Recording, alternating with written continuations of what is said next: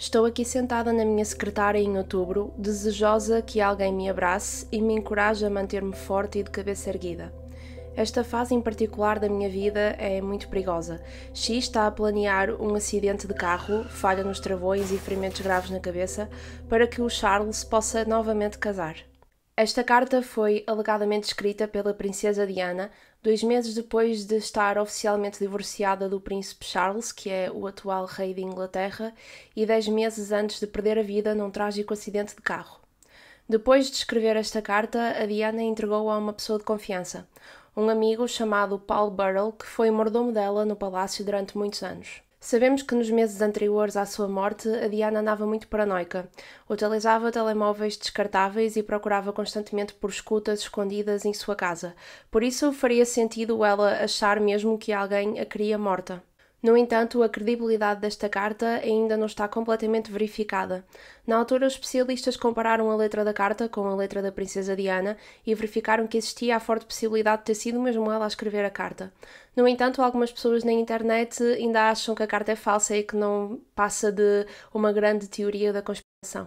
Mas será que é verdade? Será que a princesa Diana antecipou a própria morte?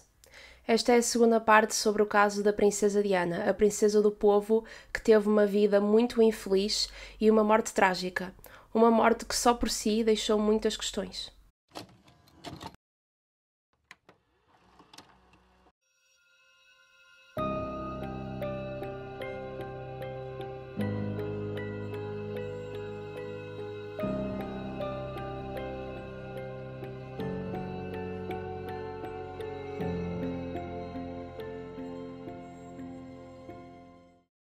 O episódio de hoje é a segunda parte na história da princesa Diana. Na primeira parte nós falamos de quem era a princesa Diana, como é que foi a infância dela, como é que ela conheceu o príncipe Charles, como é que eles se casaram e como é que a Diana começou a suspeitar de que o Charles e a Camila não eram apenas amigos. No episódio de hoje vamos falar do casamento deles, do divórcio deles também, do trabalho humanitário da Diana, da morte dela e das teorias que surgiram a partir da morte dela. Para quem não viu a primeira parte, eu recomendo porque é realmente importante para termos um bocadinho de contexto sobre quem era a Diana e as origens dela e também o início do relacionamento dela e do príncipe Charles. Tendo em conta isto, vamos então avançar para a parte de hoje. Semana passada ficámos no ponto em que a Diana e o Charles voltaram de lua de mel e relembro que foi uma lua de mel que lhe custou muito porque ela estava à espera de ter muito mais tempo com o marido e de se ficarem a conhecer melhor e, na verdade, ela percebeu a gravidade da paixão do Charles pela Camila. E quando eles regressaram da lua de mel foi quando a Diana começou a sofrer muito com depressão e com ansiedade. Ela descreve que tão depressa estava muito feliz, tinha momentos de euforia, como no momento a seguir estava a chorar e não conseguia parar por nada. Ela admite que estava extremamente obcecada em relação à Camila. Ela estava sempre preocupada quando o Charles saía, ela queria saber sempre se ele ia estar com ela, se não ia, quando lhe ligavam se era a Camila, se não era. Ela estava mesmo muito obcecada com isso. E ela admite que foi uma fase muito negra da vida dela e que durante o tempo que ela foi princesa tentou tirar a própria vida 45 vezes. E não é como se ninguém lhe tivesse dado ajuda. Ela admite que a família real, a rainha, arranjou-lhe médicos, psiquiatras que a pudessem ajudar, mas a Diana sente que a abordagem sempre foi muito tentar manter a reputação da família e a imagem da família e não genuinamente quererem saber de como é que a Diana estava e perceberem qual era o problema da origem daquela depressão e daquela ansiedade da Diana. Atualmente, alguns médicos acreditam que a Diana pudesse sofrer de borderline. E borderline é um transtorno de personalidade que faz com que a pessoa passe por períodos de instabilidade, muita impulsividade, problemas de autoimagem, a pessoa tenta também magoar-se ela própria ou tenta tirar a própria vida, e foi isto que a Diana fez e era isto que ela estava a passar. Eu relembro que ela tinha bulimia, por isso vai de acordo com a tal questão dos problemas da autoimagem. E como é que o Charles reagia a isto tudo? Em ver assim a mulher infeliz, triste, e ele dizia-lhe que ela tinha de parar de fazer aquilo para tentar chamar a atenção dele. Ele achava genuinamente que ela só chorava, que ela só tentava tirar a própria vida, tudo para chamar a atenção dele. Eventualmente o Charles percebeu que a Diana tinha algum distúrbio alimentar. Era difícil de não reparar aquela questão dela comer muito e depois estar sempre enfiada na casa de banho. e chegou a um ponto que ele era mesmo tóxico, porque ela estava a jantar e ele virava-se para ela do nada, sem ser provocado, e perguntava-lhe: vais vomitar isso tudo daqui a um bocado, não é? Que desperdício. E essa situação, para uma pessoa que sofre de um distúrbio alimentar, provoca ainda mais o próprio distúrbio, por isso ele não estava de todo a ajudar. Em outubro de 1981, 3 meses depois de se casarem, o Charles e a Diana fizeram uma viagem de 3 dias até Gales e foi o primeiro evento que a Diana participou como membro da família real. E ela estava muito nervosa, porque também estava programado ela dar alguns discursos sozinha, e então, claro, isso causou-lhe um bocadinho de ansiedade. Na altura o público não sabia, mas nesta viagem a Diana estava grávida de 2 meses do príncipe William, que é o primeiro filho do casal. E esta viagem deu para perceber uma coisa ficou muito clara: a Diana era definitivamente a estrela do casal. O príncipe Charles limitava-se a segurar nas flores que eram oferecidas à princesa Diana. Toda a gente queria era vê-la a ela, falar com ela, tocar-lhe a ela.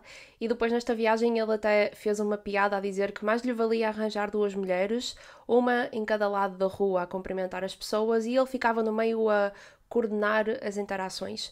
O que é bastante irónico, porque ele refere 2 mulheres e aqui a Diana já sabia que ele estava na verdade apaixonado pela Camila, por isso tecnicamente ele tinha 2 mulheres. I've come to the conclusion that really it would have been far easier to have had 2 wives, to have covered both sides of the street. And I could have walked down the middle directing the operation. Durante esta viagem, a Diana teve muita dificuldade porque ela sentia-se muito doente, devido a alguns fatores. O primeiro era a bulimia, que só por si deixa uma pessoa exausta, porque ela não conseguia absorver nenhum nutriente porque vomitava antes que o corpo dela tivesse a oportunidade de o fazer. E depois ela estava grávida de 2 meses, como eu referi, e a Diana sofreu muito com enjoos matinais. E aqui uma pequena nota sobre os enjoos matinais. Aparentemente nenhuma outra mulher da família real tinha experienciado estes enjoos. Então o príncipe Charles acreditava mesmo que ela estava a fingir os enjoos para ter a atenção dele. Para ela não foi nada fácil andar lá em Gales de um lado para o outro, até de estar sempre super apresentável, sempre com um sorriso na cara, porque ela estava genuinamente exausta. E o primeiro discurso que ela deu sozinha, ela tentou pôr de parte toda a dor, todos os enjoos, toda a ansiedade que ela estava a sentir durante um bocadinho, e fez um ótimo trabalho. O primeiro discurso dela correu-lhe muito bem.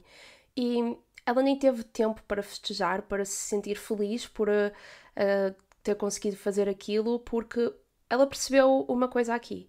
Não importava o quanto ela se esforçasse, não importava se ela desse o melhor ou o pior dela, não importava nada daquilo que ela estivesse a fazer, porque o Charles nunca lhe ia dar uma palavra amiga de parabéns, saíste bem, nada. Quando a Diana e o Charles voltaram à Inglaterra desta viagem a Gales, ela continuou a aparecer algumas vezes em público, a começar a introduzir-se cada vez mais nas atividades da família real, mas ela, como estava grávida, preferia estar no palácio para se manter um bocadinho mais refugiada, porque na altura ninguém sabia que ela estava grávida. E também nesta altura, os tais médicos e psiquiatras que a família real lhe arranjou começaram a dizer que achavam melhor ela tomar antidepressivos, calmantes, essas coisas, mas a Diana não queria por estar grávida. Então foi aqui logo um problema de ela não aceitava o tratamento que lhe estavam a recomendar, os médicos também não compreendiam ao lado dela, que ela tinha medo que se calhar aquilo pudesse fazer mal ao bebê. Nesta altura, Charles e a Diana estavam-se a dar um bocadinho mal porque ele não compreendia os problemas mentais dela, e quando ela estava grávida de 4 meses eles tiveram uma discussão muito grave e o Charles queria sair de casa para fazer uma atividade qualquer, penso que era jogar polo, e a Diana disse-lhe qualquer coisa tipo: se saíres eu atiro-me das escadas abaixo. O Charles saiu e a Diana atirou-se das escadas abaixo. A primeira pessoa a chegar até ela foi a rainha Elizabeth II, a mãe do Charles, a antiga rainha de Inglaterra, e a Diana depois conta mais tarde que a rainha estava mesmo muito preocupada com ela e com o bebê. Felizmente a Diana não perdeu o bebê, mas esta situação foi mesmo muito má para ela, porque depois quando o Charles chegou e lhe contaram o que é que a Diana tinha feito, ele respondeu qualquer coisa tipo: ela precisa de se estabilizar. E a Diana aqui ficou muito magoada, tipo: tu não queres mesmo saber de mim. Também nesta altura a Diana começou a perceber que movia multidões, mas por cada elogio que as revistas lhe dessem, davam-lhe também 2 insultos. Ou porque ela estava muito magra, ou porque o cabelo estava demasiado curto, ou porque estava demasiado comprido, ou porque o vestido era demasiado revelador, ou porque era muito conservador. Não havia forma de ela agradar. Mas uma coisa muito curiosa que aconteceu aqui é que, independentemente do que os mídia pudessem falar sobre a Diana, as pessoas sempre gostaram dela. Eles adoravam o facto dela ser terrivelmente normal. Ela abria a própria porta do carro, que era inédito para as pessoas verem a realizar fazer. Ela fazia coisas completamente normais e as pessoas estavam mesmo fascinadas por essa forma dela ser. Ao início as pessoas também achavam que o relacionamento do Charles e da Diana era um relacionamento tirado de um conto de fadas, porque eles eram muito queridos um para o outro, perante as câmaras, acariciavam-se, sorriam, falavam baixinho um para o outro, então as pessoas achavam que eles estavam mesmo muito felizes. A Diana também percebeu que a vida privada dela já não existia, agora a vida dela era 100% pública. Por exemplo, quando ela estava grávida de 5 meses, ela e o príncipe Charles foram até às Bahamas para passar umas mini-férias. E os paparazzi foram atrás deles e tiraram fotografias da Diana de biquíni, grávida, a brincar na água, o príncipe Charles a acariciá-la e eles os dois juntos a divertirem-se.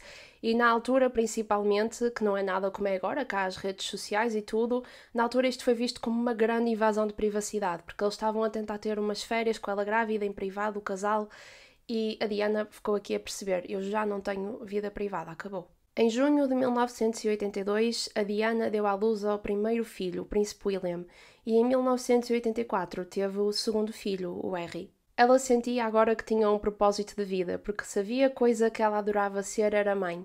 Ela adorava estar envolvida nas atividades dos filhos, participar mesmo, não depender tanto de amas. E claro que isto depois causava atritos entre ela e o Charles, porque, por exemplo, o Charles achava que os rapazes deviam de ser educados a nível de escola dentro do palácio, como todas as gerações anteriores foram, com professores privados que iam até ao palácio. A Diana discordava. Ela achava que era bom para eles conviver com outros rapazes da idade deles e então ela achava que o mais correto seria eles irem para uma escola fora do palácio. E foi isto que aconteceu. Eles andaram num colégio. E a Diana envolvia-se muito nas atividades da escola. Aliás, uma das fotografias mais icónicas da princesa Diana é ela a participar numa corrida de mães que houve na escola do William, em que elas tinham de fazer uma corrida descalças por um campo. E pronto, a fotografia é a Diana descalça a correr. E na altura o público, mais uma vez, ficou muito com carinho pela Diana, porque era inédito ver assim uma princesa descalça a correr, a participar nas atividades do filho, ela era tão normal. E pronto, era isto que atraía muitas pessoas, o facto de no final do dia ela é apenas uma mãe normal. Outra coisa que nunca faltou ao William e ao Harry enquanto a Diana foi viva foi amor e carinho. Ela sabia bem o que era ter uns pais com um casamento partido, que não dessem tanta atenção aos filhos como consequência desse tal casamento partido, e ela não queria nunca que os filhos sentissem isso. Então ela dava-lhes todos os mimos, todos os carinhos possíveis. Há imensas fotografias, vídeos deles a viverem momentos muito felizes, da Diana a dar-lhes muitos beijinhos, muitos abraços. E não sei, eu vejo-os aos três assim, com eles mais pequeninos, e eles parecem mesmo uma família com muito amor, e é muito precioso. No nascimento do William, em 1982, a Diana sofreu de depressão pós-parto, o que é natural tendo em conta que ela já estava muito fragilizada antes do parto. E na altura o Charles continuava a ir ter com a Camila, a falar ao telefone com a Camila, essas coisas todas, e a Diana continuava super obcecada com isto. Quando ele chegava à casa mais tarde, ela ficava acordada até ele chegar a chorar, porque não fazia ideia onde é que ele estava. Quando ele ia atender o telefone na divisão ao lado, ela ficava com uma dor no peito, uma ansiedade por assumir que ele estava a falar com a Camila. E a verdade é que uma vez o Charles foi para a casa de banho para supostamente tomar banho e a Diana ouviu-o a falar ao telefone e a dizer: independentemente do que aconteça, eu vou sempre amar-te. E a Diana assumiu que ele estava a falar para a Camila. Isto já por si é uma coisa super traumática de ouvirmos o nosso marido a dizer a outra mulher. Agora imaginem na posição que ela estava de estar completamente sozinha naquele palácio, com uma depressão pós-parto, com um problema como a bulimia, que é um problema de muita baixa autoestima. Imaginem isto tudo no cérebro de uma rapariga que eu relembro tinha 21 anos nesta altura. Em março de 1983, a princesa Diana e o príncipe Charles foram convidados pelo governo da Austrália a ir até a Austrália durante 4 semanas para visitar o país. E na altura assumiu-se que eles não iam levar o William, que tinha na altura 11 meses, porque era normal, na altura que a Rainha Elizabeth e o Príncipe Filipe também andaram a fazer as viagens quando o Charles era pequenino e eles não o levaram. Então, pronto, já era quase que a tradição, quando o casal ia assim nestas viagens, não levar os bebés. Mas a Diana não queria ir sem o William porque ele ainda era muito pequenino na opinião dela e ela queria manter-se perto dele. E depois o governo australiano mandou uma carta a dizer que obviamente o convite estendia-se para o pequeno príncipe William. E isto deixou a Diana muito feliz, porque então ela podia levar o bebezinho dela. E eles aumentaram até o período da viagem em 2 semanas e foram à Austrália e depois à Nova Zelândia. Correção, William não tinha 11 meses, tinha 9, desculpem, enganei-me. Mas é claro que os mídia na altura criticaram a Diana por ela levar um bebé de 9 meses para uma viagem tão longa, tão longe de casa, e que mais valia ele ter ficado em casa com as amas, a tomar conta dele. E claro que se ela não o tivesse ligado, tinha-na criticado também, por ser uma mãe fria, por ser uma mãe distante, por isso não havia forma de ganharem não, mais valia ela fazer aquilo que queria, que era estar perto do bebé. Esta viagem teve momentos bons e momentos maus para o Charles e a Diana. Primeiro, deu-lhes a rara oportunidade de estarem juntos sem o Charles ter a oportunidade constante de ter com a Camila. No entanto, ele ligava-lhe todos os dias para falar com ela na mesma. Mas nesta viagem há momentos que parece que eles têm os dois uma ligação muito genuína. Mais especificamente há um vídeo deles os dois a dançar que eu tenho de admitir, eles ficam muito bem a dançar juntos. E eles estão os dois a sorrir e tudo. E isto, não sei, eu a ver estas imagens só penso de o que é que será que acontecia se ele tivesse se entregado a ela como ela se entregou a ele.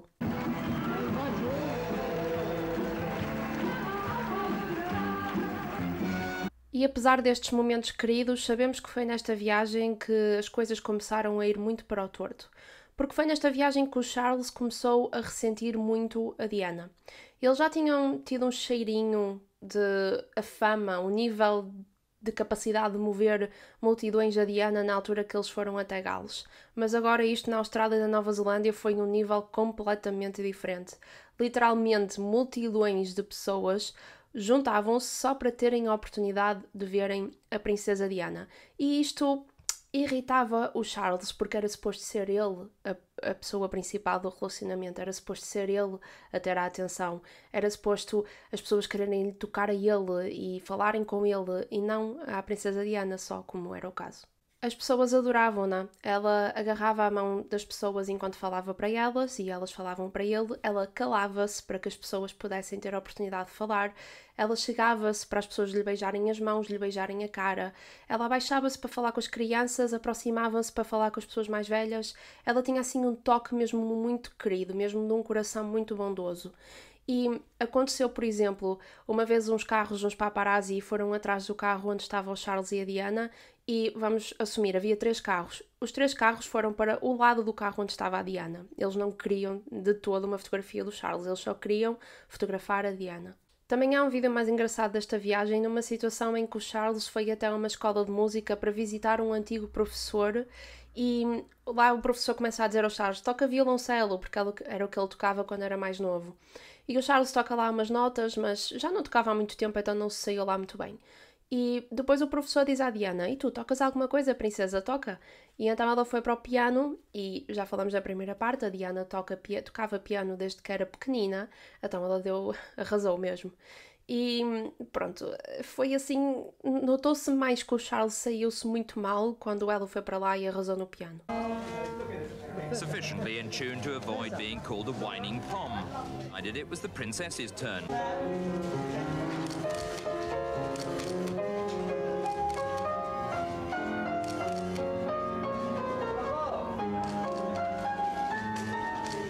Em público parecia que o Charles estava completamente ok com o facto da mulher dele ter muito mais atenção do que ele até fez aquela piada que vimos há bocadinho, mas sabemos que na verdade ele culpava a Diana. Ele dizia-lhe que ela estava a tirar a atenção dele de propósito e, obviamente, a Diana não tinha culpa. Simplesmente ela cativava as pessoas pelo tipo de personalidade que ela tinha. Em 1984, a Diana engravidou novamente do príncipe Harry. E ela conta que as 6 semanas anteriores ao parto foram as semanas mais felizes que ela e o Charles tiveram, que ela sentiu-se mesmo genuinamente amada por ele e sentiu que a relação deles estava muito forte. Mas depois, quando o Harry nasceu, as coisas voltaram ao que eram, talvez piores ainda. O Charles queria muito ter uma menina, e ele primeiro tiveram um William, e ele agora queria uma rapariga. E nasceu o Harry, um rapaz. E quando ele viu o bebê, ele fez um comentário tipo: ai, não só é um rapaz como tem o cabelo vermelho. E a Diana ficou muito magoada com isto, porque o Charles sabia perfeitamente que o cabelo ruivo fazia parte da família Spencer, a família da Diana. Por exemplo, a Sarah, a irmã mais velha da Diana, é ruiva. E então ela sentiu-se muito magoada de como é que é possível tu estás a criticar um bebê que acabou de sair de mim e tu já o estás a criticar, não só pelo género como pela aparência física. E a Diana diz que este comentário fez com que ela perdesse um bocadinho do amor e do respeito que tinha pelo Charles. Ela diz mesmo: foi como se algo dentro de mim tivesse morrido. Até 1986 as coisas foram-se mantendo um bocadinho assim, tipo a Diana sempre na expectativa das coisas melhorarem, o Charles a continuar a dar mais atenção à Camila do que à Diana, e em 1986 eles já estavam a viver vidas separadas. Eles já não dormiam juntos, já quase não faziam coisas pela família real juntos. Aliás, o Charles começou a agendar coisas, atividades em separado para eles não terem de passar tanto tempo juntos. E foi neste ano, em 1986, que a Diana também arranjou um amante. Ela começou a relacionar-se em secreto com um homem chamado James Hewitt, e este caso durou desde 86 até 91, e depois em 94 o James traiu completamente a confiança da Diana, já depois de separados, mas ele foi muito cruel porque ele começou a vender para revistas todos os detalhes sobre o relacionamento deles e todas as coisas privadas que a Diana lhe contou, então ela sentiu-se muito magoada porque ela achava que ele gostava genuinamente dela. Neste ponto, eles estavam os dois a ter casos, não é? O Charles com a Camila, a Diana com este tal James, e o público não fazia ideia que eles estavam assim tão mal, que já dormiam separados, que já viviam vidas praticamente separadas. Para eles continuava tudo ok, eles continuavam, quando apareciam e davam entrevistas, davam as mãos, pareciam felizes, sorriam um para o outro. Então aquilo começou a entrar aqui muita falsidade, muito teatro, muito fazer de conta que havia ali uma ligação entre eles os dois. E algumas pessoas atribuem o mesmo grau de responsabilidade ao Charles e à Diana por o casamento não ter funcionado, pelo simples facto de que, tinham os dois amantes. E agora aqui pessoalmente falando, eu não podia discordar mais disto. O Charles tinha a Camila na vida dele desde o primeiro dia que se relacionou com a Diana. Ele todos os dias falava com ela, ia ter com ela várias vezes por semana. Chegou a um ponto que nem sequer fazia questão de esconder que se estava a relacionar com a Camila perante a Diana. A Diana arranjou um amante depois de 5 anos a tentar fazer o casamento dela resultar com o Charles, mas de ver constantemente que ele não estava interessado nela, que estava mais interessado na Camila do que ela, por isso não podemos agora também agir como estes dois amantes tivessem o mesmo impacto, e eu discordo completamente. Na minha perspectiva, este ponto em que a Diana arranjou um amante era simplesmente uma mulher que precisava urgentemente de ser acarinhada e amada. E o próprio James, o amante da Diana, disse numa entrevista em 2011 que se o Charles não tivesse traído, então a Diana também não tinha traído. Já toda a gente sabia que a Diana era realmente muito querida para as pessoas e foi assim que ela ganhou esta tal reputação da princesa do povo. Ela depois, mais ou menos por volta de 1987, começou a perceber que o propósito dela era algo mais. Ela queria usar a fama, a influência dela para ajudar aquelas pessoas mais necessitadas. Foi aqui que ela começou a visitar muitos hospitais, a visitar pessoas com deficiências, com doenças terminais, e há vídeos, há imagens destes momentos em que ela é mesmo um doce. Ela está a ouvir as pessoas com doenças terminais, a deixá-los falar sobre a história de vida, faz perguntas, parece mesmo genuinamente interessada. Também vi um vídeo dela a falar com os pais de uma criança com uma deficiência e ela está a perguntar à mãe, tipo, e como é que vocês dormem? Isto é difícil para vocês, não é? E tipo, o que é que vos falta neste hospital para vos facilitar a vida? Ela parece que está mesmo interessada em onde é que ela pode ajudar, o que é que ela pode fazer com esta influência gigante que ela tem. Em 1987, a Diana inaugurou uma ala para pacientes com HIV num hospital em Londres. E na altura, os enfermeiros e os médicos desta ala estavam curiosos para saber se a Diana ia aparecer lá na inauguração com ou sem luvas. Isto porque na altura existia muito a informação falsa de que o vírus se podia passar ao toque. E eles ficaram muito satisfeitos quando viram que realmente a princesa foi sem luvas. Foi desta visita que surgiu a famosa fotografia da Diana a dar um aperto de mão a um paciente com HIV. Na altura isto foi visto por duas perspectivas. Alguns jornais mais conservadores disseram que ela foi muito rebelde em fazer aquilo, porque expôs-se sem necessidade. Lá está, a tal ignorância, de acharem que o simples facto de ela tocar em alguém com o vírus que lhe daria tamanha doença. Outros jornais e as pessoas, de forma geral, elogiaram-na. Disseram que isto foi a coisa mais importante que a realeza fez nos últimos 200 anos, porque realmente uma pessoa que tenha o preconceito em ver uma pessoa importante como a princesa de Gales a cumprimentar uma pessoa com HIV sem usar luvas, nós próprios vamos pensar, peraí, se calhar tudo o que eu achava que sabia está errado. Numa entrevista que a Diana deu a falar dos pacientes com SIDA, ela disse: podemos cumprimentá-los e dar-lhes um abraço. Deus sabe que eles precisam. Em 1989, durante uma visita à Indonésia, a Diana visitou um hospital para doentes com lepra. E na altura ela também foi um bocado criticada, a dizer que ela foi inconsequente, que poderia apanhar a doença. E por aquilo que eu estive a ver, a lepra não é assim tão contagiosa. Se a pessoa tiver um bom sistema imunitário, se não tiver como nenhuma deficiência nutricional, então a probabilidade de apanhar é bastante baixa, especialmente porque é preciso, por exemplo, o cuspe da pessoa entrar em contacto com a outra, e a Diana sabia disto porque se informou, então ela foi na mesma visitar os pacientes e ela fez uma coisa um bocadinho parecida com o que fez na altura que foi ao hospital para pacientes com HIV. Ela cumprimentou os doentes, abraçou-os e há muitas fotografias e muitos momentos bonitos dela aqui a quebrar barreiras e a mostrar aos outros como é ok, podem vir visitar estas pessoas, podem ajudá-las, elas não vos vão fazer mal, está tudo bem. Em 1992, a Diana começou a apoiar uma instituição de caridade chamada Centerpoint, que ajuda pessoas sem casa. A Diana focava-se especialmente em ajudar jovens entre os 16 e os 21 anos, a arranjar-lhes casa, comida, um banho quente e também emprego.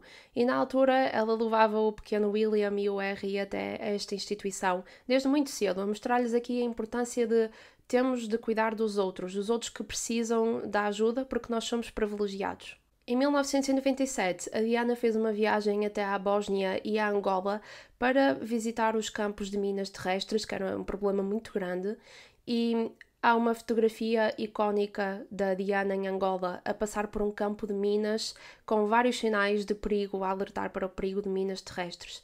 E depois na Bósnia, a Diana estava a passar por um cemitério e olhou pela janela do carro e viu uma mulher a desfazer-se em lágrimas, a chorar muito, agarrada a uma campa. Então ela teve aquele instinto, lá está, de ser querida, quis sair do carro, quis ir ter com a mulher, e a conversar com ela percebeu que a mulher perdeu o filho para a guerra. E a Diana tinha 2 bebés, tinha 2 meninos, e ela conseguiu compreender esta dor de mãe. Então também há uma fotografia super icónica da senhora a chorar no ombro da Diana e a Diana a chorar com ela. E estes momentos que eu acabei de referir foram alguns dos momentos mais marcantes no que toca à ajuda humanitária da princesa Diana. Isto para nós percebermos que o nome Princesa do Povo não era só porque ela aceitava as flores e porque parava para falar com as pessoas na rua. Era mesmo porque ela ajudou genuinamente a quebrar muito preconceito e a apoiar financeiramente diversas causas. Para além destes momentos mais marcantes, ela esteve envolvida em mais de 100 instituições para apoiar os mais necessitados. Ela utilizou a influência e o estatuto dela para o bem, que era bastante refrescante de se ver na altura. Vamos voltar ao ano de 1989. Relembro que aqui a Diana e o Charles estavam a viver vidas praticamente separadas, mas ainda não tinham falado do assunto de separarem-se oficialmente ou divorciarem-se. E apesar da Diana neste ano estar a ter o caso com aquele tal James, eu acho que ela era um coraçãozinho romântico. E porquê é que eu digo isto? Ao ler a história dela, dá-me a impressão que se em algum momento o Charles virasse para ela e dissesse: vamos fazer isto resultar, vamos lutar pelo nosso relacionamento, então a Diana estava lá na linha da frente a fazer aquilo funcionar. Eu acho que no final do dia, ela era apenas uma rapariga que estava muito apaixonada pela pessoa errada. E eu digo isto porque mesmo em 1989, quando eles estavam assim a viver vidas paradas, a Diana ia dando assim indícios de que ainda queria talvez tentar salvar o casamento, enquanto que o Charles já não queria saber. Mas ela ainda ia mostrando assim pequenas coisas que ainda estava interessada. Por exemplo, no aniversário da irmã da Camila, ela convidou a princesa e o príncipe. Porque pronto, era quando se convida um, convida-se o outro. Mas toda a gente achava que a Diana não ia, tanto a aniversariante como a própria Camila, o Charles e os amigos todos deles. Mas a Diana meteu na cabeça que ela não só ia, como era naquela noite que ela ia confrontar a amante do marido. Então ela tentou preparar-se mentalmente, lá pensou para ela própria, é agora, ao fim de 10 anos vou finalmente confrontar a Camila, e foi à festa de aniversário. Durante o jantar, o Charles e a Camila saíram da mesa e foram para o andar de cima da casa. E estiveram lá mais de 1 hora, e a Diana começou ali a ferver lá dentro. E ela levantou-se e disse, vou procurar pelo meu marido. E os amigos do Charles e da Camila começaram, ai não, Diana, senta-te. E eles já voltam de certeza, senta-te. Porque eles sabiam que eles estavam envolvidos, toda a gente sabia. E a Diana, muito calma, só respondeu, e eu preciso de falar com o meu marido. Então ela subiu as escadas e no andar de cima viu o Charles e a Camila a falarem com um terceiro amigo. Ela chegou-se perto do grupo, envolveu-se na conversa, como se fosse a coisa mais natural de sempre, como se o coração dela não tivesse a explodir por dentro. E ela disse, por favor, deixam os dois, a referir-se aos dois homens, que eu preciso falar com a Camila. E eles desceram, se calhar o Charles meio nervoso, a pensar o que é que lhe vais dizer. E a Diana basicamente disse à Camila que ela sabia perfeitamente o que é que estava a acontecer entre ela e o marido dela. E quando a Camila tentou insinuar que eles eram apenas amigos, a Diana pediu-lhe para, por favor, não fazer dela estúpida. Este momento foi um momento marcante para a Diana. Foi ali um momento em que ela decidiu, não, já chega de ser só a vítima. Ela chorou muito naquela noite porque foi realmente um momento muito estressante que causou-lhe muita ansiedade, imaginem, não é? Mas ao mesmo tempo ela estava muito orgulhosa dela mesma, porque finalmente ela conseguiu confrontar a mulher que ela achava que era a responsável por lhe destruir o casamento desde o primeiro dia. Em maio de 1992, o casamento da Diana e do Charles estava por um fio, e talvez já a antecipar uma inevitável separação, a Diana começou a dar entrevistas em segredo dentro do palácio para um jornalista chamado Andrew Morton. E depois ele utilizou estas entrevistas que estão gravadas, podem ver no YouTube, eu vou deixar nos recursos se quiserem, e ele pegou nestas gravações e escreveu um livro da perspectiva da Diana, a contar a história dela. E este foi o tal livro que eu falei na primeira parte, que serviu de uma fonte muito importante para os episódios que estamos a fazer sobre a princesa. Em dezembro desse mesmo ano, o Charles avisou a Diana que se queria separar. A Diana, apesar de não concordar, porque ela sabia o que era ter pais separados, ela não só não queria isso para ela, como não queria isso para os filhos, e mais aquilo que eu referi ao bocado, eu acho que no fundo do coração dela, ela ainda seria capaz de amar o Charles se ele quisesse. Mas ela, apesar de não concordar, ela aceitou, também não tinha muita alternativa. E então, nesse mesmo mês, em 92, a notícia foi partilhada para o público e as pessoas ficaram um bocado chocadas, apanhadas desprevenidas, porque eles achavam que o Charles e a Diana estavam genuinamente apaixonados, porque era realmente essa a impressão que eles transmitiam perante as câmaras. Em 1993 surgiu um novo escândalo, e este é daqueles escândalos que, se fosse hoje em dia, era alvo de muitas piadas na internet, e mesmo na altura foi nos jornais e nas revistas. Basicamente foi partilhado um excerto de uma conversa telefónica entre o Charles e a Camila, que aconteceu em 89, e nesta altura o Charles e a Diana ainda estavam juntos, onde basicamente o Charles fala da possibilidade de ser um tampão da Camila para poder estar sempre dentro dela. Nesta conversa, o Charles diz: eu quero sentir-me em ti, em todo o teu corpo, para cima e para baixo, para dentro e para fora, particularmente dentro e fora. E a Camila responde: oh, é isso mesmo que eu precisava neste momento. Sabes que isso me faria voltar à vida. Eu não aguento um domingo à noite sem ti. E o Charles diz: eu vou viver nas tuas calças ou assim, era muito mais fácil. E a Camila responde: vais-te transformar no quê? Um par de cuecas? Oh, vais voltar como um par de cuecas. E o Charles diz: oh, Deus me livre, um tampão, sorte a minha. Imaginem esta conversa com o sotaque inglês e com aqueles risos de rico, não é? Que fica muito mais engraçado. Com esta separação, desde 1992, que a Diana passou a ser mãe solteira. Ela e o Charles dividiram o tempo que passavam com os filhos. e ela fazia com eles férias de praia no verão, férias de neve no inverno, e era muito querido porque, como eu referi há bocado, eles os três juntos, a sério, é muito fofo. Ela chegou a levá-los a um parque de diversões e vê-se as fotografias deles a divertirem-se mesmo a sério, e é muito querido de se ver. A Diana fazia questão que os filhos estivessem preparados para o mundo lá fora, que tivessem noção que o mundo não é só o que acontece dentro do palácio. Ela queria-lhes ensinar a parte toda humanitária, levá-los com ela nas coisas que podia, por exemplo, a instituição para as pessoas sem casa que falámos há bocadinho. Ela queria que eles aproveitassem a vida ao máximo, que se divertissem. Por outro lado, o Charles tinha mais um papel de ensinar-lhes as coisas da realeza, especialmente ao William, que ia ser o futuro rei de Inglaterra um dia, não é? E ensinar-lhe essas coisas mais de etiqueta e os deveres de um rei e essas coisas todas. Em 1993, a Diana pediu aos mídia que a deixassem em paz. Agora que ela estava separada oficialmente do príncipe Charles, ela queria ter uma vida mais privada, mas, infelizmente, isso não aconteceu. Em 1994, o Charles admitiu em televisão nacional, pelas próprias palavras, que traiu a Diana. O entrevistador pergunta-lhe qualquer coisa tipo: tentou ser fiel ao longo do seu casamento? E o Charles responde: sim, absolutamente. E o entrevistador pergunta: e foi fiel? E o Charles responde: eu fui fiel até que o casamento ficou irreparavelmente destruído. Did you try to be faithful and honourable to your wife? Yes, absolutely. And you were? Yes, until it became irretrievably broken down. No dia a seguir a esta entrevista, o secretário privado do príncipe Charles disse que a mulher em questão, que o Charles estava a falar, era a Camila. E esta entrevista foi muito chocante para as pessoas, não pelo adultério em si, porque toda a gente tinha noção que o Charles não foi o primeiro nem será o último homem a trair a mulher, mas pelo facto de ele estar a dizer aquilo assim em televisão nacional. Primeiro, a falta de respeito para a Diana, que toda a gente amava a Diana, e depois o facto de eles acharem que isso não ia de acordo com o papel que ele um dia iria representar, que era o rei de Inglaterra. Mais ou menos na mesma altura, a Diana tinha um evento marcado, que era uma gala da Vanity Fair, e as pessoas achavam que ela não ia aparecer, por causa da humilhação do marido ter acabado de admitir na televisão nacional que a traiu, e pronto, toda a gente achava que ela não ia. Mas a Diana não só foi, como arrasou. Ela utilizou um vestido que ficou conhecido como o vestido da vingança.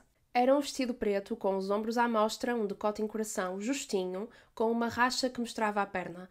Era muito elegante, mas também muito sexy. Um jornalista na altura disse: claro que a Diana sabia que toda a gente ia estar com os olhos nela. Ela não precisou de uma resposta em palavras, ela respondeu com a moda. Aquele vestido era uma mensagem clara para o Charles e para o mundo. Este vestido, este momento, o facto dela usar quando o usou, foi um dos momentos mais icónicos na vida da princesa Diana. Em 1995, a Diana deu uma entrevista à BBC que na altura ficou muito polémica, porque ela falou de assuntos muito controversos. Ela falou do seu relacionamento com o Charles, das infidelidades tanto de um como do outro, falou dos seus problemas alimentares, falou da sua depressão e também falou de a pressão que é viver no palácio e fazer parte da família real. Relativamente ao seu relacionamento com o Charles e ao caso que ele tinha com a Camila, o jornalista perguntou à Diana: tinha alguma prova que eles estavam juntos mesmo vocês estando casados? E a Diana respondeu: o instinto de uma mulher é muito bom. E ele pergunta: então você estava muito isolada? E a Diana responde: sim, estava. O jornalista pergunta: acha que a Camila foi um fator para o fim do seu relacionamento? E a Diana responde: bem, éramos três neste casamento, por isso estava um bocadinho lutado. Do you think Mrs. Parker Bowles was a factor in the breakdown of your marriage? Well, there were three of us in this marriage, so it was a bit crowded. E esta resposta ficou das respostas mais famosas da Diana relativamente à Camila. O divórcio do Charles e da Diana ficou oficializado em 1996. A Diana recebeu uma indemnização de 22 milhões, foi-lhe permitido que continuasse a viver no apartamento que tinha dentro do palácio e também lhe foi permitido continuar a ser a princesa Diana. No entanto, foi-lhe tirado o título de Vossa Alteza Real, que na altura as pessoas acharam que foi uma coisa muito mesquinha por parte do palácio e da família real de ter feito. Nesta altura, a Diana também começou a namorar com um cirurgião cardiovascular chamado Asnat Khan e o relacionamento deles era visto como completamente normal. Eles faziam coisas como ir ao cinema.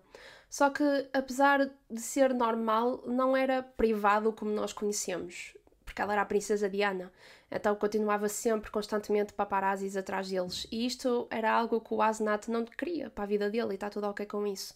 Mas mesmo depois deles se separarem, o Asenat falava da Diana com muito carinho, a dizer que ela era uma pessoa perfeitamente normal e que era muito boa pessoa. No verão de 1997, a Diana namorava com um homem chamado Dodi, e eles estavam os dois a fazer uma viagem romântica pelo sul da França, e antes de terminarem a viagem decidiram que queriam ir até Paris, a cidade do amor.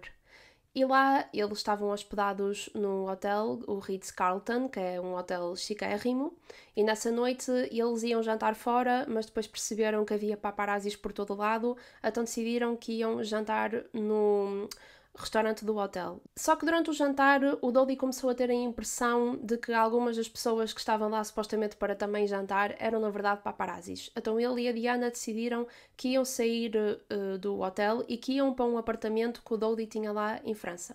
Nesta altura, a relação entre a Diana e os paparazzi estava horrível. Ela já tinha pedido há alguns anos atrás para a vida dela ser mantida mais em privado e eles não respeitavam. E ela agora não pausava para eles, não fazia coisas a mostrar-lhes, não é? Porque já não tinha esse dever. E eles estavam muito irritados com isso. Eles gritavam o nome dela, insultavam-na, cuspiam-lhe, só para ela ter algum tipo de reação e eles conseguirem uma boa fotografia. Então esta questão de ela estar constantemente a fugir dos paparazzi era bastante normal para ela. Então, quando eles saíram do restaurante para irem até ao apartamento, entraram num carro, num Mercedes. Quem ia a conduzir era um homem chamado Henry Paul. Estava também no carro a Diana, o Dodi e ainda um segurança privado chamado Trevor Jones. Uns minutos depois de começarem a viagem, o carro já estava a ser seguido por dezenas de outros carros de paparazzi. E o motorista, o Henry, começou a acelerar e a conduzir de forma muito descontrolada e a passar um túnel chamado Ponte da Alma, espetou-se contra um pilar. O carro ficou completamente desfeito. Ao vermos as fotografias, vemos que é um carro que está mesmo pronto para ir para a sucata e assumimos que é impossível ninguém ter perdido a vida neste acidente, porque o carro ficou mesmo num estado horrível. E a verdade é que 3 das 4 pessoas que estavam dentro do carro, incluindo a princesa Diana, perderam a vida. O único sobrevivente foi o Trevor Jones, que era o segurança privado, e mesmo ele ficou com a cara completamente desfigurada devido ao acidente e ele precisou de várias cirurgias para reconstruir a cara. Na altura que o acidente aconteceu, chamaram as ambulâncias. Só que, enquanto estavam à espera que as ambulâncias chegassem, ninguém foi capaz de socorrer as pessoas que estavam magoadas. Aliás, um médico que chegou com a ambulância disse que testemunhou uma coisa nojenta. A Diana, presa dentro do carro, a pedir ajuda pela vida dela, e um paparazzi com uma câmera a centímetros de distância da cara dela a fotografá-la nos últimos momentos de vida dela. Este mesmo médico diz que as últimas palavras da Diana antes de ficar inconsciente foi "Oh meu Deus, deixem-me em paz". Já no hospital, durante a operação, a Diana entrou em várias paragens cardíacas, os médicos não foram capazes de reanimar. Então, no dia 31 de agosto de 1997, a Diana faleceu. Ela tinha apenas 36 anos. A notícia da morte da Diana foi chegando às pessoas de forma gradual. Primeiro avisaram que ela esteve envolvida num acidente de carro. Depois começaram a mostrar o carro e a dizer que ela ficou gravemente ferida. E só depois disso é que avisaram que ela perdeu a vida. Até existe um vídeo muito famoso no YouTube que foi publicado pela própria pessoa que o filmou, que é um grupo de amigos a jogar cartas, à noite.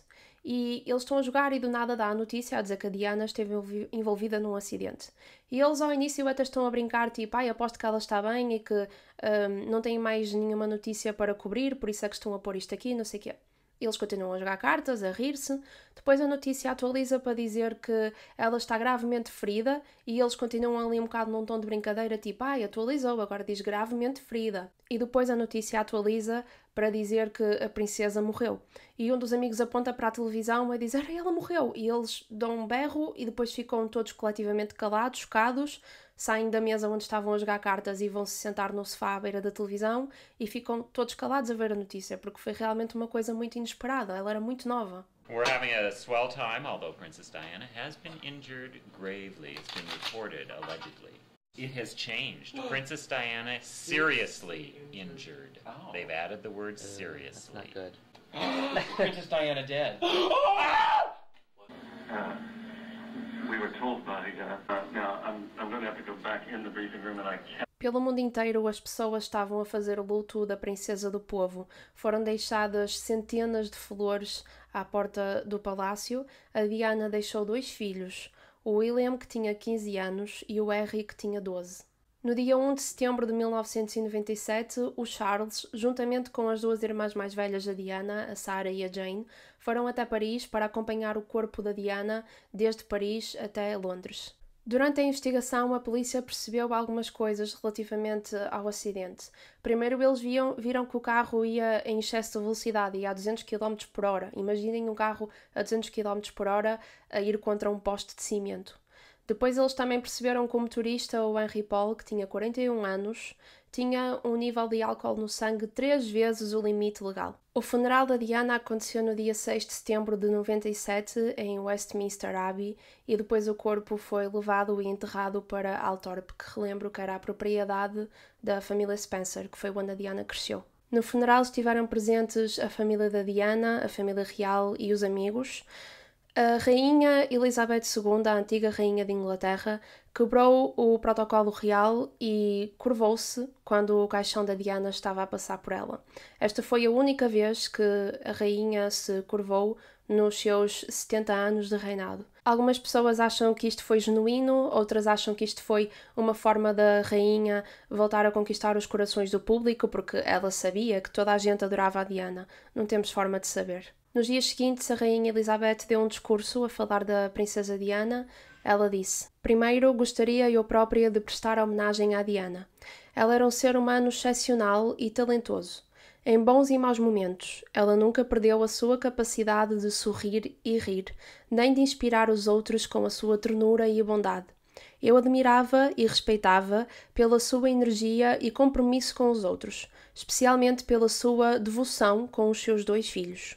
A versão oficial do acidente é que ele foi causado porque o motorista estava com um nível de álcool no sangue muito elevado, porque ia em excesso de velocidade e porque estava a conduzir de forma descontrolada para tentar fugir dos paparazzi.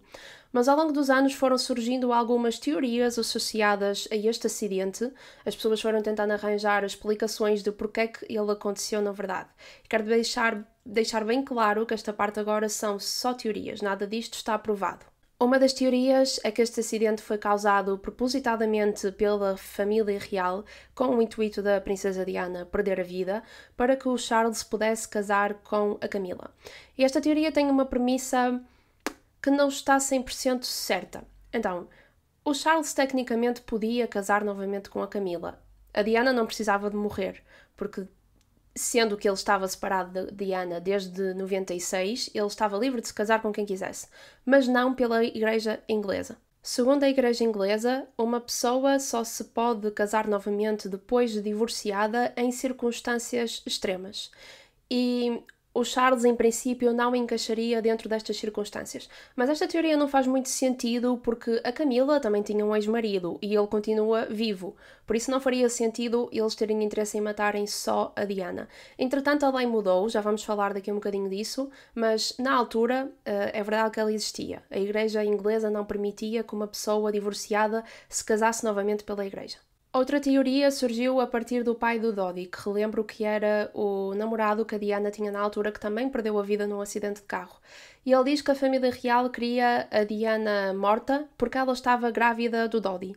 E a família real não queria que o Harry e o William tivessem um meio-irmão que fosse filho de um pai egípcio e muçulmano. No entanto, durante a autópsia que foi feita ao corpo da Diana, os médicos não encontraram qualquer indício de que ela estivesse grávida. O pai do Dodi diz que acha que eles não encontraram nada porque ela foi embalsamada suspeitamente rápido demais. Os médicos dizem que só a embalsamaram tão cedo porque estava muito calor em Paris em agosto e que queriam preservar o corpo para o funeral. No entanto, o funeral foi com o caixão fechado, por isso ninguém viu a Diana. No entanto, também vi na internet que uma pessoa estar embalsamada não incapacita a capacidade de ver se a pessoa está grávida ou não. Por isso, isto depois aqui começa a criar-se uma bola de neve que responde e depois a outra parte responde e nem sequer sabemos o que é verdade ou não. Mas esta teoria de que a família real estaria por trás da morte da Diana ganhou um bocadinho mais de força quando apareceu aquela carta que eu falei na introdução, que, como eu falei, muita gente acredita que foi mesmo escrita pela princesa. Muita gente também acha bizarro o facto de o túnel ter 14 câmaras de vigilância, no entanto nenhuma delas apanhou qualquer momento do acidente. Ou porque não estavam a apontar para o local onde o carro se espetou, ou porque as câmaras não estavam a funcionar. As pessoas acham estranho tantas câmaras e nenhuma delas apanhou isto. A família da Diana também acha inacreditável a polícia dizer que a Diana estava sem cinto, porque a Diana era daquelas pessoas que não só usava sempre o cinto, como se chateava com os outros dentro do carro quando eles não punham o cinto. E eu sou assim, por isso eu consigo dizer que eu nunca entrei num carro sem pôr o cinto. Então, se a família da Diana diz que ela era dessas pessoas, eu acho estranho ela realmente desta vez não ter posto o cinto. Estas teorias causaram muita pressão sobre a polícia inglesa, que acabou por criar a Operação Paget, que surgiu em 2004 e tinha como objetivo investigar estas teorias e ver se elas tinham algum fundamento. No entanto, a operação terminou em 2008 e o que a polícia determinou é que o acidente foi mesmo só isso, um acidente que foi causado por um motorista bêbado que estava a tentar fugir dos paparazzi e em excesso de velocidade. O Charles e a Camila casaram-se em 2005 e atualmente são o rei e a rainha de Inglaterra. Eles conseguiram fazer isso porque em 2002 a Igreja Inglesa mudou aquela tal regra que falámos há bocadinho, que uma pessoa divorciada não se podia casar novamente. Também com um bocadinho de influência a pedido da rainha Elizabeth, eles mudaram a regra e eles puderam casar e finalmente estar juntos. O William e o Harry na altura pediram ao pai para por favor ele não casar com a Camila, que eles achavam que bastava ele agora tê-la livremente, que não havia necessidade de torná-la na rainha. E eu consigo perceber isto, porque eles têm a perfeita noção que foi o relacionamento do Charles e da Camila que trouxe infelicidade à vida da Diana, a mãe deles, toda a vida dela. Então eu consigo perceber este pedido. E parece-me que principalmente o Harry tem muitos problemas com a Camila, talvez por ele ser mais novo na altura que a Diana perdeu a vida, tinha uma dependência maior na mãe, talvez ele, não sei, desse pior com a personalidade da Camila, não sei, mas para a história dele, a Camila é a vilã da história. Eu não quero nem vou falar da Camila como pessoa, eu não faço ideia se ela é boa pessoa ou não faço ideia se atualmente ela está a ser uma boa rainha ou não, eu só posso dizer que, tendo em conta que eu investiguei para fazer estes episódios, eu acho que a Camila foi muito falsa com a Diana, porque ela fez de conta que era amiga dela e nas costas andava envolvida com o marido dela. Do Charles eu já nem falo. Mas claro, já todos sabemos, o mundo não é perfeito, ninguém é perfeito. A Camila não era perfeita, o Charles não era perfeito e a Diana também não era perfeita. Os anos foram passando, a dor pela morte da princesa Diana foi diminuindo, mas as pessoas nunca se esqueceram, porque aquela era chamada da princesa do povo. Uma pessoa bondosa que punha muitas vezes os outros à frente dela e que queria genuinamente ajudar as pessoas que precisavam de ajuda. Mas não era só isto. A Diana, durante o tempo que esteve viva e até agora, é um ícone. Ela fez inúmeras coisas icónicas, já falamos de algumas delas ao longo do episódio. Por exemplo, em 1994, a Diana e o Charles foram até os Estados Unidos da América, convidados pelo presidente e pela primeira-dama da altura, que era o Bill e a Hillary Clinton. A Diana, lá num evento, dançou com o John Travolta. Em 1992, a Diana conheceu a Madre Teresa numa visita que fez à Índia e depois elas ficaram amigas e encontraram-se novamente em Itália e trocavam correspondência. A Madre Teresa disse sobre a Diana: ela estava muito preocupada com os pobres. Estava ansiosa por fazer algo para os ajudar e isso era lindo de se ver. Foi por esse motivo que ficamos próximas. E é assim, qual é a pessoa que pode dizer que dançou com o John Travolta e ao mesmo tempo é amiga da Madre Teresa? Ninguém diz isso, só a princesa Diana é que podia dizer isso. A Diana era também um ícone da moda. As pessoas viam-na como uma energia feminina, ela era muito elegante, mas também muito sexy. Ela trazia assim uma coisa diferente para aquilo que as pessoas estavam habituados da realeza. As roupas que ela usava eram também muito criticadas por vezes, por serem ou muito coloridas ou muito reveladoras, mas ao mesmo tempo, principalmente com o passar dos anos, a olhar para trás, toda a gente vê as roupas dela como um ícone da moda, lá está. Mas é curioso, porque a Diana nunca deu muita atenção às roupas. Ela vestia aquilo que gostava, não ligava mais às roupas do que qualquer outra mulher normal. Ela dizia muitas vezes que não compreendia a obsessão dos paparazzi por aquilo que ela vestia ou a forma como ela prendia o cabelo, quando estavam literalmente a acontecer guerras e crianças a morrer devido a bombas. Eu conhecia, obviamente, a princesa Diana, tinha uma vaga noção da história dela, mas tenho de admitir que, ao ler os pensamentos dela no livro, ao ver as entrevistas, ao perceber verdadeiramente a pessoa que ela era, capaz de abraçar aqueles que muitos de nós pensávamos duas vezes em abraçar, a capacidade que ela tinha de se pôr no lugar dos outros sem nunca ter experienciado as coisas cruéis que essas pessoas passaram, eu tornei-me naquelas pessoas que eu gosto agora da Diana. Acho que ela era muito bondosa, tinha um ótimo coração e tenho mesmo muita pena que ela tenha perdido a vida tão nova. Relativamente ao Charles e à Camila, eu acho que a verdadeira tragédia na história deles foi o facto deles não conseguirem casar na altura que estavam jovens e extremamente apaixonados e queriam passar o resto da vida deles juntos. O Charles acabou por casar com uma mulher que não amava de verdade, por isso é quase que natural ele ter passado todo o relacionamento dele com a Diana a ir ter com a mulher que ele amava a sério. Mas eu acho que podemos todos concordar que, por mais que ele não amasse a Diana, ele não precisava de lhe ter faltado ao respeito como faltou. Ela não deixava de ser a mulher dele, a mãe dos filhos dele, e ele ao longo do relacionamento foi sempre muito cruel, muito frio, a humilhá-la constantemente, e acho que nessa parte podemos todos concordar que não havia necessidade. Digam-me nos comentários o que é que vocês acham.